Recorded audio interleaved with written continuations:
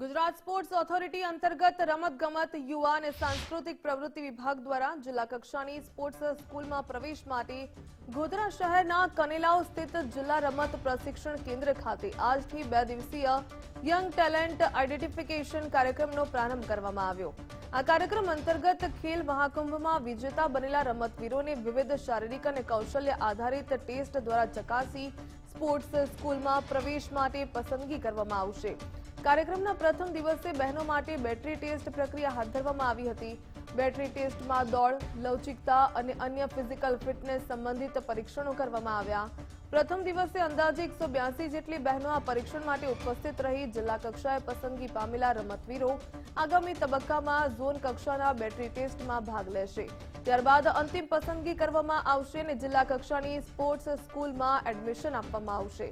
Sports school में प्रवेश मेळवनार रमतवीरों ने राज्य सरकार द्वारा स्टाइपेंड, रहणांक सुविधा, तालीम, रमतगमत साधनों और निष्णांत कोचिंग जेवी विविध सुविधाओं द्वारा उपलब्ध कराववामां आवशे।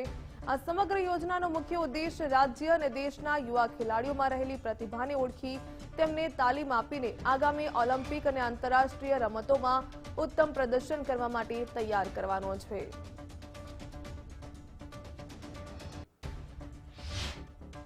અમે ખેલ મહાકુંભમાં રમત રમવા આવ્યા હતા। એમાં મેડિસિન બોલ, લોંગ જમ્પ અને 30 મીટરની રનિંગ કરી હતી।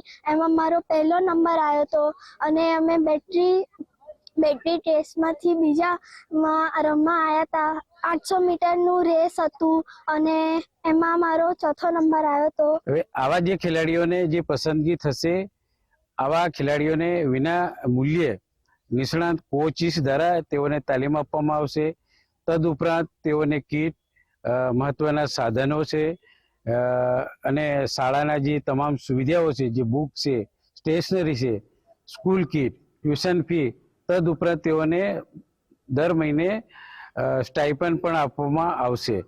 અને આ ખેલાડીઓને આવનાર જે 2036ની ઓલિમ્પિક છે એના ધ્યાને રાખી અને ગુજરાત સરકાર અને અમારા કોચિસ વતી આ ખેલાડીઓને તૈયાર કરી અને સારા એક ખેલાડીઓ બનાવવામાં આવશે।